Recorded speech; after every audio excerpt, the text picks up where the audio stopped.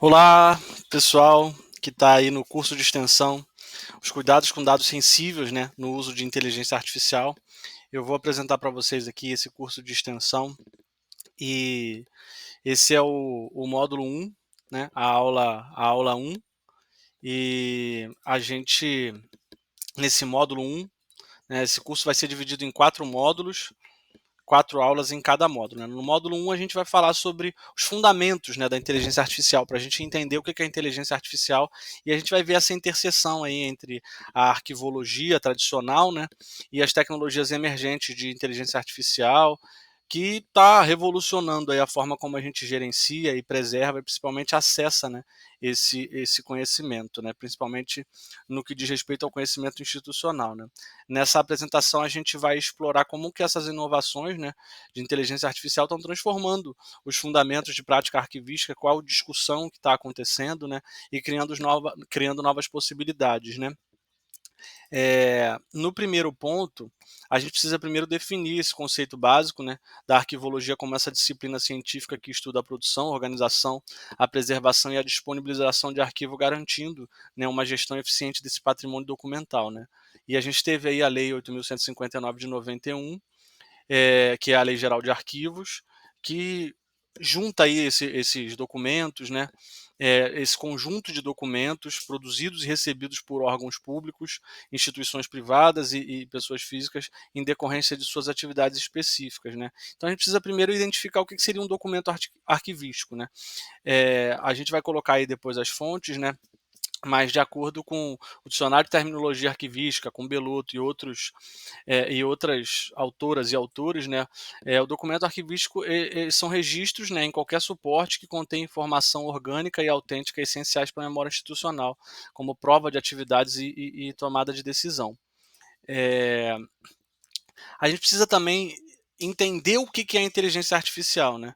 A inteligência artificial, para alguns estudiosos, ela é esses sistemas computacionais capazes de realizar tarefas que normalmente exigiriam inteligência humana, incluindo aprendizado, reconhecimento e padrões, raciocínios e tomadas de decisão. E as principais técnicas da inteligência artificial é o machine learning, que são esses algoritmos que aprendem, a gente vai ver mais para frente com mais detalhes. O processamento de linguagem natural, que é o que a gente usa mais no dia a dia, o ChatGPT, o DeepSeek, o Gemini do Google, o Llama do Facebook, o Grok da, do lado do Elon Musk, e ele usa também um outro modelo de inteligência artificial, é a visão computacional, né, que faz a identificação e o processamento de imagens, né, quando a gente manda uma foto para lá e ele transforma em texto, ou identifica o que tem na foto, esse é o tipo de inteligência artificial chamado visão computacional. Como é que a gente pode aplicar a IA? Lembrando que essa é uma aula introdutória, né? Um dos processos que se pressupõe, e essa palavra é muito importante, a gente ainda não tem um artigo científico e nenhum acadêmico que comprovou a capacidade de classificar automaticamente arquivos. Para quem é da área de arquivos sabe que um plano de classificação de arquivos é fundamental para que a gente possa arquivar os documentos de forma correta. Então, um dos pressupostos que a inteligência artificial pode colaborar na arquivologia é uma classificação automática. A ideia é que no futuro, algoritmos de machine learning possam ser capazes de categorizar documentos automaticamente com base no seu conteúdo.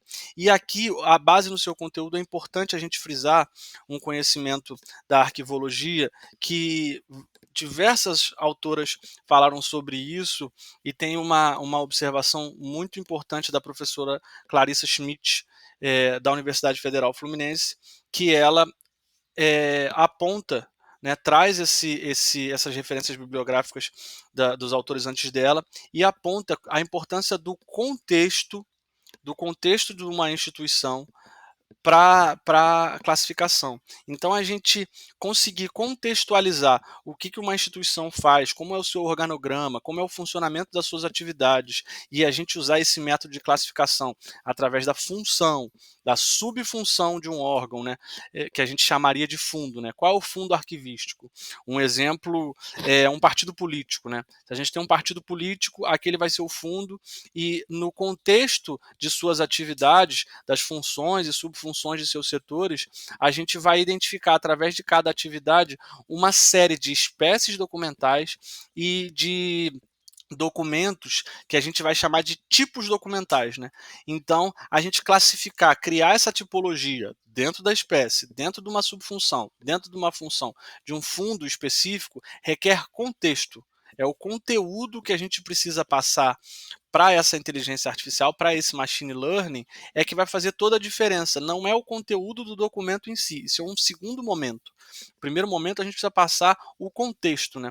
A gente vai reduzir, né, erros humanos, e a ideia é que no futuro, com profissionais capacitados, muito conhecedores do tema de classificação de arquivos, de contexto de produção, muito conhecedores da instituição que vai ser o fundo arquivístico, e em parceria com profissionais que conhecem profundamente os algoritmos e o funcionamento do machine learning, a gente possa treinar esses modelos de aprendizado de máquina, que é o machine learning, com esse contexto.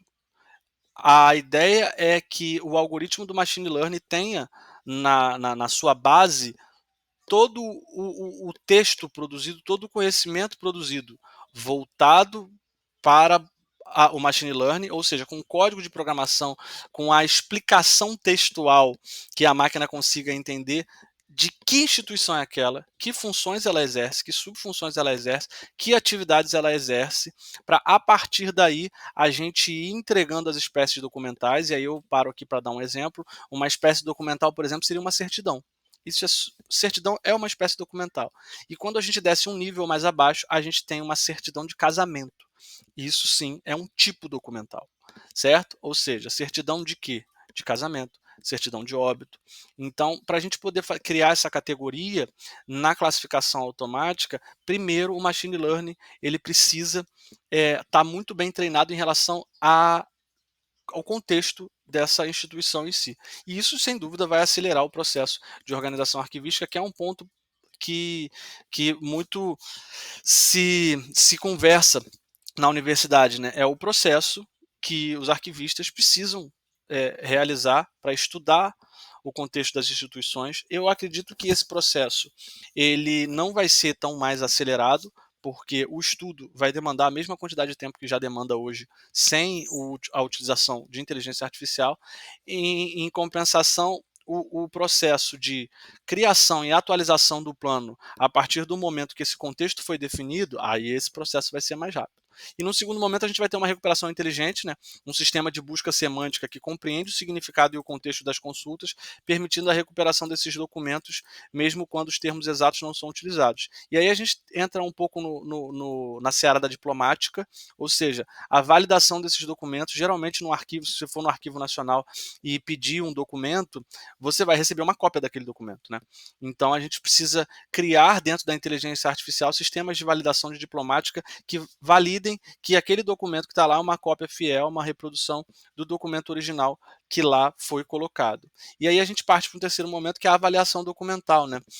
Ferramentas como o app Rizzo, que são basicamente um aplicativo que identifica esse documento, né? Aí mais na forma mesmo, aí é a atividade fim da diplomática mesmo, é identificar a forma, o conteúdo, os elementos intrínsecos do documento e os elementos extrínsecos do documento, através de inteligência artificial, analisando esse valor histórico, legal, administrativo dos documentos e auxiliando nessa tomada de decisão, principalmente sobre preservação e eliminação. E aí a gente já vai entrar num quarto momento na teoria das três idades. Né? A integração dessas tecnologias, ela permite que os arquivistas concentrem suas atividades de maior valor agregado, ou seja, a avaliação, o conhecimento do contexto da instituição, enquanto esses processos de ir lá buscar o arquivo, receber a pesquisa, gerar um protocolo de entrega de uma cópia, sejam mecânicos que são processos mecânicos, né, que eles sejam automatizados com uma precisão crescente, né, que vai aumentando a precisão. E aí quais vão ser esses benefícios, né? O aumento dessa eficiência operacional, né? A gente pode reduzir até 70% no tempo de classificação, né? Porque a classificação ela é viva, né? Novos documentos vão surgindo e o plano de classificação ele vai crescendo, né? A automação dessas tarefas repetitivas, como indexação e metadados, e a diminuição significativa desses erros humanos, né? O acesso e a recuperação em relação à busca contextual em milhões de documentos, instituições com fundos muito grandes, né, ela vai ser melhorada, e principalmente o reconhecimento de padrões de documentos históricos, né. Muitas secretarias e muitos órgãos públicos, eles têm o mesmo padrão de documentos, né. E aí a gente vai poder principalmente ter a transcrição automática de documentos, por exemplo, manuscritos, através do sistema chamado OCR, que é o Optic Character Recognizing. Ele vai reconhecer caracteres de documentos históricos que foram escritos à mão, até documentos mais recentes, e vai poder transcrever isso em dados de caracteres que a gente chama de ASCII, né, que é esses caracteres que a gente conhece como esses que estão aqui no texto, né, caractere binário que a máquina reconhece. E a gente vai poder ter um sistema de preservação digital, onde o código-fonte dessas inteligências artificiais eles sejam abertos. A inteligência artificial ela vai deixar de ser uma caixa preta. Já existe modelos de IA que são públicos. Você pode acessar o código-fonte, diferente do ChatGPT, do Gemini. Ou seja, a ideia é que esses modelos eles sejam de código aberto, a maioria deles é utilizado através da linguagem de programação chamada Python, então isso vai requerer que programadores com conhecimento de Python façam esse treinamento desses modelos em parceria com arquivistas, e isso vai fazer a detecção, por exemplo, precoce de deterioração digital. Por exemplo, um exemplo bobo, a gente tinha sistemas antigos que liam arquivos que não leem mais.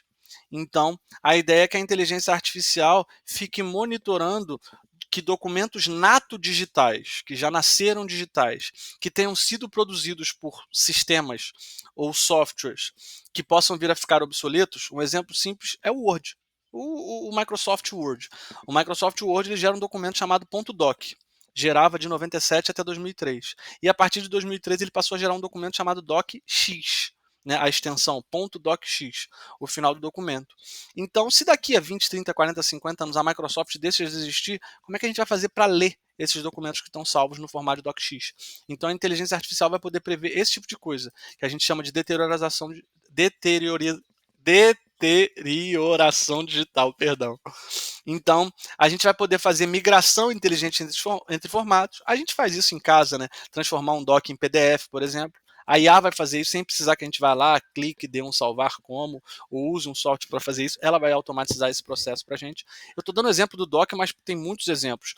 Plantas de obra, AutoCAD, enfim, diversos softwares aí que a gente vai poder armazenar e ler e ter o código-fonte ou então fazer a migração.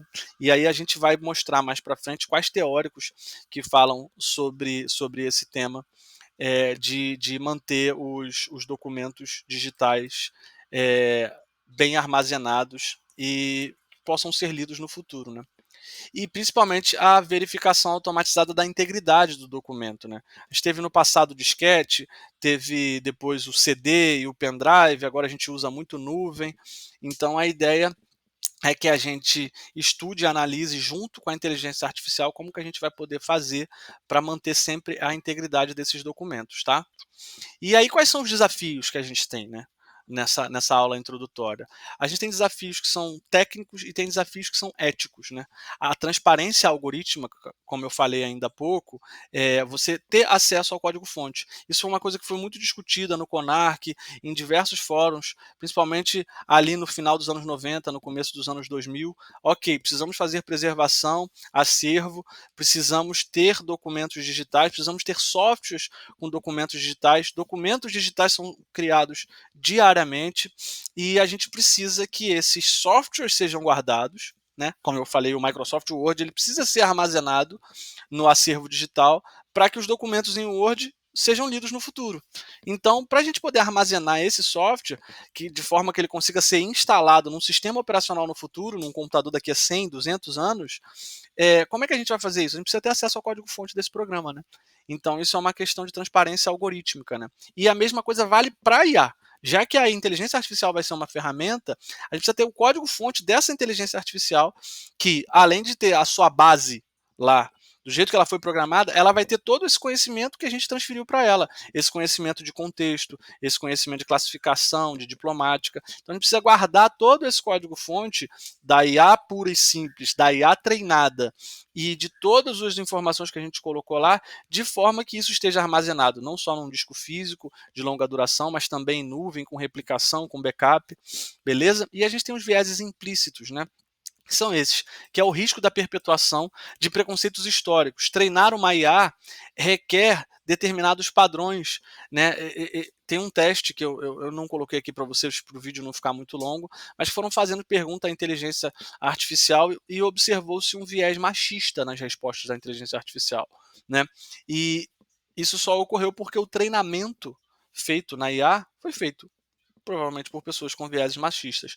Então, isso é um viés ético muito importante que a gente precisa avaliar para a gente não criar preconceitos históricos e questões nos algoritmos em relação à classificação e avaliação, para não silenciar vozes minoritárias. Tá? E a constante supervisão humana, que isso é sim um desafio técnico e ético simultaneamente, que é mostrar a importância do arquivista como esse mediador ético. A arquivologia ser a ciência e a tecnologia ser a ferramenta e não o contrário.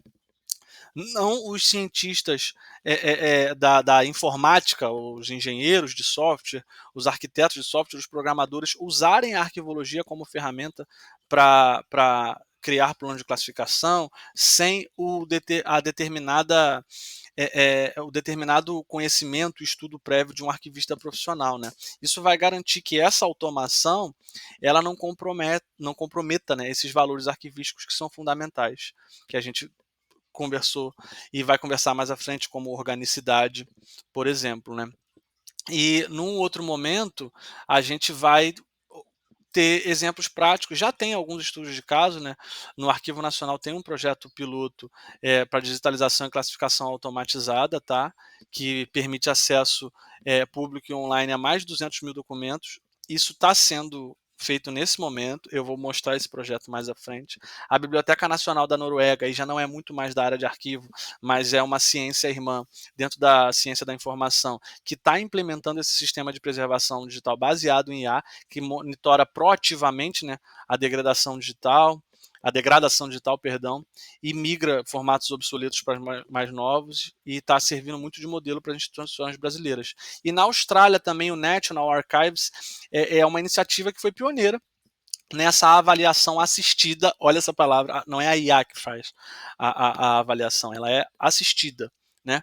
Reduzindo o tempo de processamento em 65% e aumenta muito a precisão da identificação de documentos de valor permanente. Então, a gente tem aí essa primeira conclusão e as perspectivas para o futuro que a gente pode fazer nessa aula introdutória aí a gente chamou de arquivista 5.0, né? Que é um profissional cujas competências elas são híbridas, né?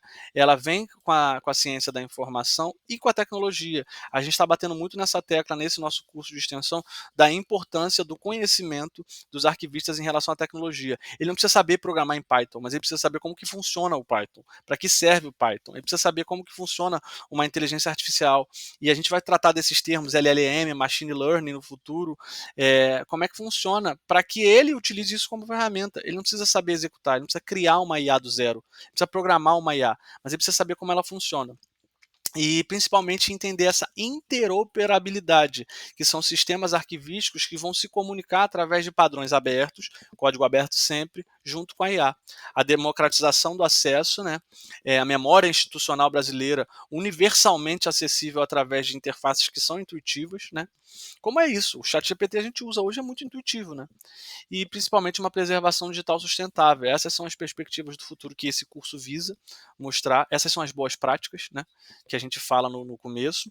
E a integração ética e crítica da inteligência artificial, né, o que a gente pode concluir é que na arquivologia ela representa não só uma evolução técnica, né, mas principalmente uma transformação que é muito fundamental no modo como a gente preserva a nossa memória coletiva atualmente. O arquivista do futuro, ele além de ser um mediador da tecnologia, do patrimônio documental, ele vai assegurar que essa inovação ela se fortaleça, ao invés de enfraquecer os processos, ela fortaleça os processos e não diminua a nossa conexão com o conhecimento institucional brasileiro. tá? A gente se vê na próxima aula.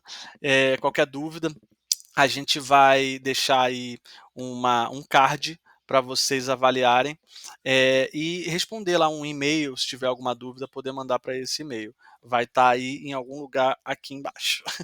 Aqui, cadê aqui? Deixa eu pegar aqui, pronto, aqui. Valeu, galera. Tchau, tchau.